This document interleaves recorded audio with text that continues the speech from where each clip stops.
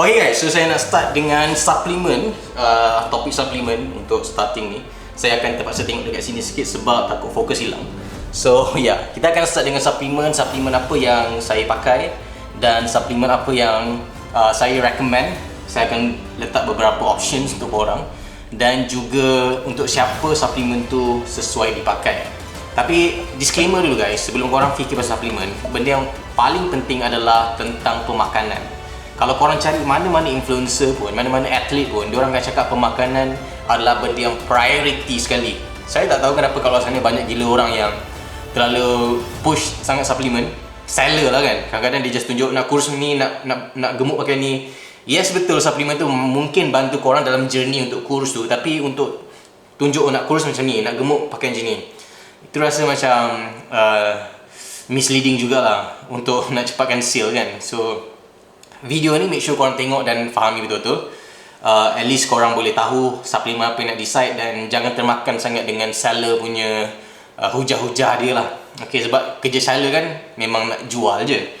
Okay guys, so kita akan start dengan briefing sikit pasal 3 jenis suplemen. Okay, suplemen kategori dia pre-workout. Suplemen pre-workout bermaksud suplemen yang kita ambil sebelum kita training. Biasanya pre-workout suplemen membantu kita bagi energy. Yang kedua adalah suplemen intra-workout. Intra-workout tu yang kita minum semasa kita tengah training. Ini suplemen yang saya tak recommend kecuali korang hardcore bodybuilder, korang tengah prep, korang tengah diet kau-kau. Saya rasa 90% orang tak perlukan intra-workout suplemen. Dan kalau korang just macam orang macam saya, just regular person yang nak ada badan fit, sangat-sangat tak perlu membazir duit. Yang ketiga adalah suplemen post-workout, iaitu suplemen yang paling famous, yang paling biasanya orang recommend adalah recovery supplement. So post-workout, suplemen yang kita minum ataupun kita ambil setelah training. Biasanya suplemen post-workout adalah protein supplement, fokus dia untuk bantu recovery. So korang dah faham basic, pre, intra-workout dengan post-workout. Satu lagi kategori adalah suplemen yang kategori dia vitamin. Dia bukan kerana bodybuilding, tapi suplemen yang kita ambil untuk kesihatan secara general. Guys, antara suplemen yang saya recommend untuk korang yang baru start, korang fokus sahaja dulu untuk post-workout suplemen, iaitu post-workout suplemen adalah suplemen yang bantu korang untuk recovery. Dan biasanya post-workout suplemen ni protein lah. Dan protein ada dua jenis protein, sama ada whey protein ataupun mass gainer. So whey protein, protein yang paling saya recommend untuk orang yang nak lean muscle, okay, untuk korang recovery. Dan whey protein ni sangat-sangat direkomend lah sebab dia bantu korang untuk dapatkan korang punya protein intake harian. Ada satu lagi mass gainer. So basically mass gainer pun ada dia ada kandungan whey protein dalam tu, tapi dia campur dengan karbohidrat. So saya rasa karbohidrat ni benda yang paling murah dan paling senang untuk korang makan. Tapi korang kalau ada extra budget sahaja, okay, korang memang ada duit banyak untuk beli extra, dan bolehlah dan kalau korang pun jenis kurus gila-gila, kurus keding, korang boleh ambil whey protein dengan mass gainer combine. Okay, ini contoh whey protein, contoh mass gainer. So mass gainer dia mengandungi kalori yang tinggi. So dia macam saya ambil mass gainer pun untuk sebagai orang kata meal replacement. Kalau contoh ada hari yang kita rasa busy, tak sempat makan, kadang-kadang kita boleh bawa ni dalam pergi tempat kerja untuk minum in between kita punya meals. So untuk orang yang hard gainer, ada extra budget saja, minum mass gainer. Kalau korang ada lagi extra budget, combinekan dengan whey protein. So whey protein ambil setelah training untuk bantu recovery. Tapi kalau korang tak ada budget, korang beli whey saja dan korang boleh buat mass gainer homemade sendiri. Dekat YouTube banyak gila video homemade mass gainer. In fact, saya pun pernah buat video cara buat homemade mass gainer. Korang boleh tengok video tu. Dan dua ni kita orang tengah buat clearance stock sebab kita orang fikir nak fokus bisnes lain lagi lepas ni. And korang boleh tekan link kat bio. Kalau korang berminat, link kat bawah, kita akan bagi harga special lah untuk korang. Sebab stok pun dah tak banyak, tinggal balance stok saja. Tapi jangan risau, expiry tahun 2025, lama lagi.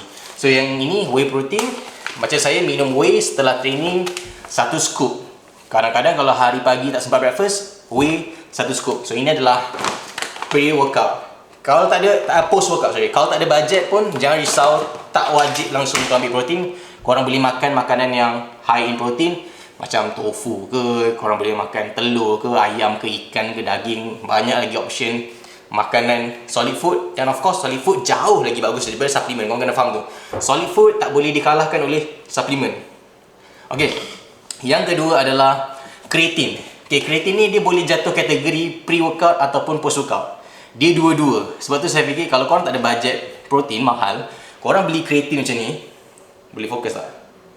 Okay, kreatin macam ni dia boleh tahan setengah tahun. Ada setengah brand dia mahal. Dia tulis dia punya serving tu sikit. Macam yang ini yang saya recommend ni, dia boleh tahan setengah tahun. Kalau korang beli kat TikTok, korang pergi dekat IG saya, dekat saya punya TikTok account, korang first time user, korang dapat diskaun banyak. Sebab tu saya recommend untuk beli yang macam ni, suplemen macam ni dekat TikTok. Yang macam ni lah. Tapi kalau untuk whey ni, protein ni korang boleh direct je, kita orang akan bagi harga yang best untuk korang. Okay, so kreatin saya recommend sangat-sangat untuk newbie, untuk korang nak lean muscle, sebab dia korang tak mampu nak beli protein, tak mampu nak beli pre-workout. Satu suplemen yang saya recommend, kreatin. Sebab protein korang boleh makan. Okay, tapi kreatin korang memang perlu additional kreatin daripada suplemen.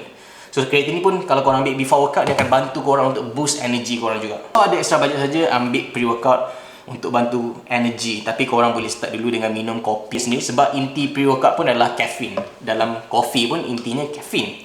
Tapi dalam pre-workout dia punya caffeine tu of course dia banyak active ingredients lain yang bantu kita lagi enjoy time workout. Tapi untuk newbie saya tak recommend sangat. Dan saya recommend dua ni saja, Psychotic ataupun Total War. So ni dua pre-workout yang saya recommend untuk orang yang fokus on naikkan strength, naikkan berat korang punya workout. Okay, tapi untuk newbie saya tak recommend. Just minum coffee saja dulu. Lebih baik korang completekan dua suplemen yang ni dulu. Tapi untuk korang yang try untuk lean down, korang yang mungkin ada lemak banyak, sebab saya kata ni adalah lean muscle series kan, dia adalah hybrid series untuk orang yang kurus nak ada lean muscle.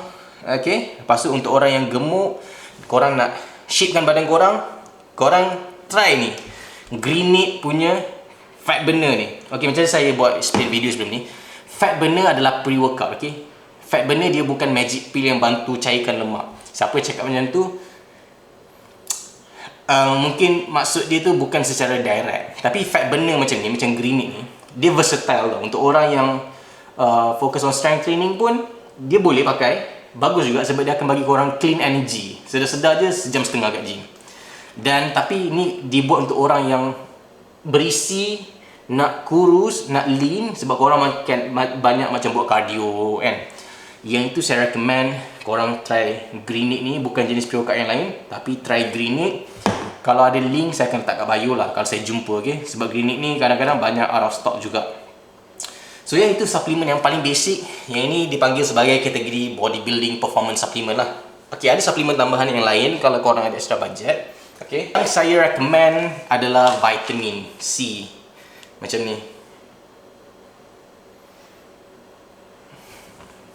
Okay, ni vitamin C.